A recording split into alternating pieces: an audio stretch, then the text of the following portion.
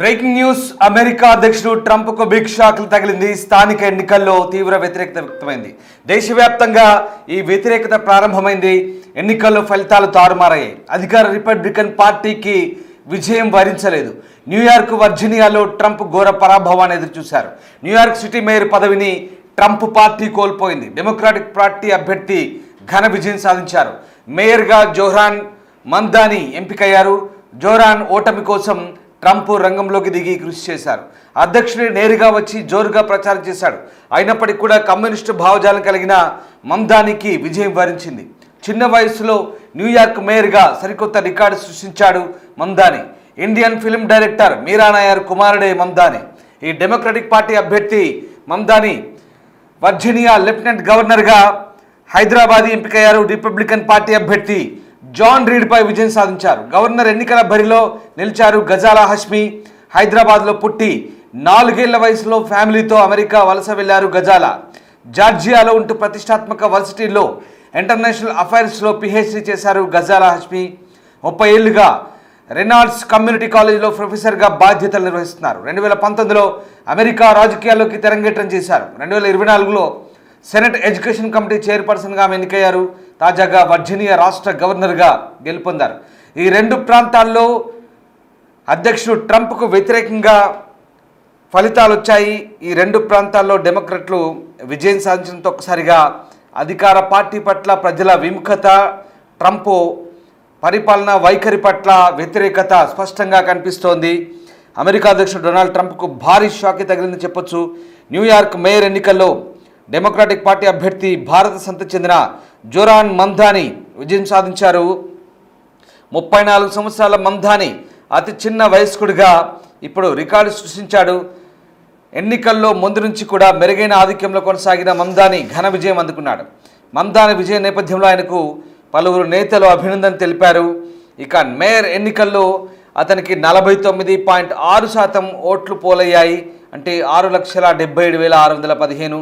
అలాగే ప్రత్యర్థి క్యూమోకు 41.6% అంటే 5,68,488 ఓట్లు వచ్చాయి. దాదాపుగా ఈ ఇద్దరి మధ్య చాలా వ్యత్యాసం ఉంది. దాదాపు 8% ఓట్ల వ్యత్యాసంతో మందాని గెలుపొందారు. 1,00,000 ఓట్లకు పైగా మెజార్టీతో ఘన విజయం సాధించారు. ఒక ఉన్నత కుటుంబం నుంచి స్వయం ప్రకటిత ప్రజాస్వామ్య సోషలిస్ట్ అయిన మందాని భారత సంతతికి చెందిన తల్లిదండ్రులకు ఉగాండాలో జన్మించారు. 7 ఏళ్ల నుంచి అమెరికాలో ఉంటున్నారు. 2018లో సహజ పౌరసత్వం పొందారు. 2021 నుంచి న్యూయార్క్ చట్టసభ సభ్యుడిగా కొనసాగుతున్నారు. ఎన్నికల సందర్భంగా మంగళవారం ఓటర్లు భారీ సంఖ్యలో వచ్చారు.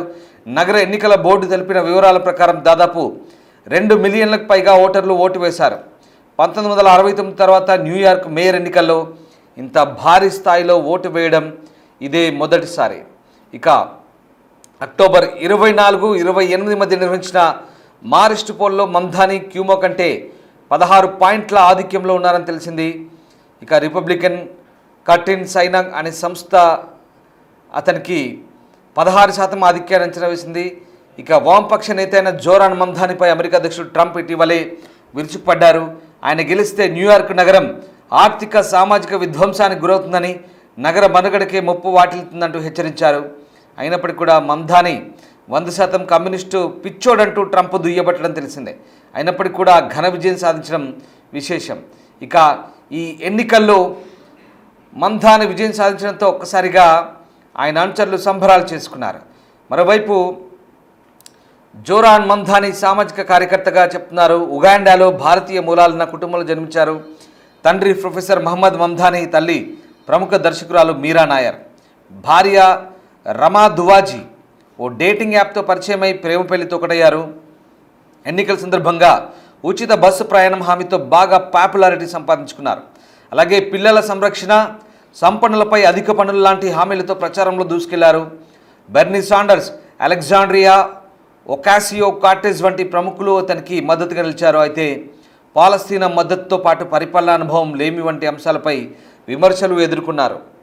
ఇక మరోవైపు ప్రధాని మోదీ సొంత రాష్ట్రమైన 2002లో గుజరాత్లో జరిగిన ఘర్షణలపై మందాని చేసిన వ్యాఖ్యల వీడియో సోషల్ మీడియాలో వైరల్గా మారింది. అక్కడ ముస్లింలను అంతం చేసేందుకే కుట్ర జరిగిందని, చాలామందిని హత్య చేశారంటూ మందాని ఆరోపించారు. ఇజ్రాయెల్ ప్రధాని నెతన్యాహు మోదీ కూడా యుద్ధ నిరస్తుడంటూ మండిపడ్డారు. నెతన్యాహులాగా మోదీ కూడా తయారయ్యాడంటూ ఆయన మండిపడ్డారు. మమ్దాని వ్యాఖ్యలపై భారతీయులతో పాటు అమెరికాలోని ప్రవాస భారతీయులు కూడా ఆగ్రహం వ్యక్తం చేశారు. ఫక్తు కమ్యూనిస్టు భావజాలం ఉన్న మమ్దాని ఇప్పుడు న్యూయార్క్ మేయర్గా ఎన్నికవడం ఇటు డొనాల్డ్ ట్రంప్కు మింగుడు పడడం లేదు. మొత్తం మీద ఈ ఎన్నికల్లో అయినప్పటికీ కూడా మమ్దాని గెలిచారు. డెమోక్రాటిక్ పార్టీ అభ్యర్థి తరపున ఆయన విజయం సాధించారు.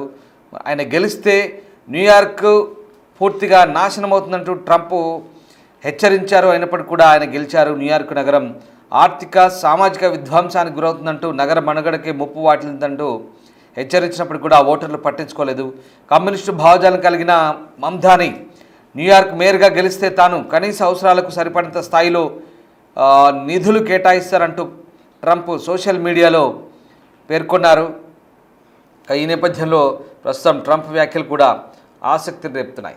మొత్తం మీద ఇద్దరు భారతీయులు ఒక్కసారి ఎన్నికల్లో గెలిచారు. ఒకరు మమ్దానికి అయితే మరొకరు మమ్దాని న్యూయార్క్ మేయర్ అయితే మరొకరు తాజాగా వర్జీనియా రాష్ట్ర గవర్నర్గా గెలుపొందిన గజాలా. ఈ ఇద్దరు కూడా భారతీయ మూలాలు. ఇద్దరు కూడా ముస్లిం మతస్థులుగా చెప్పొచ్చు. మొత్తం మీద డెమోక్రాటిక్ పార్టీ తరఫున ఇద్దరు కూడా ఘన విజయం సాధించడంతో ఒక్కసారిగా వాళ్ళ అనుచరులు సంబరాలు చేసుకుంటున్నారు. అయితే ఇక్కడ డెమోక్రాటిక్ పార్టీకి రిపబ్లికన్లకు మధ్య ఎన్నికలాగే చూడాల్సి వస్తుంది. ఎందుకంటే వాళ్ళు కమ్యూనిస్టు భావజాలం కలిగిన వ్యక్తుల ఇతరత్ర వ్యవహారాల్లో యాక్టివ్గా ఉన్నారనేది పక్కన పెడితే ఈ ఇద్దరు కూడా అధికార రిపబ్లికన్ పార్టీకి వ్యతిరేకంగా ఉన్నటువంటి డెమోక్రాటిక్ పార్టీ తరఫున పోటీ చేశారు. కాబట్టి ఈ ఇద్దరు కూడా రిపబ్లికన్ పార్టీ మీద ఉన్న వ్యతిరేకత వల్లే గెలిచారనేది స్పష్టమవుతుంది. ముఖ్యంగా డొనాల్డ్ ట్రంప్ వైఖరి, ఆయన అవలంబిస్తున్న విధానాలు, ప్రజా వ్యతిరేక విధానాలు ఇవన్నీ కూడా పూర్తిగా అక్కడ ఆయన పరిపాలన పట్ల ప్రజలకు ఎంత వ్యతిరేకంగా ఉందో అర్థమవుతుంది.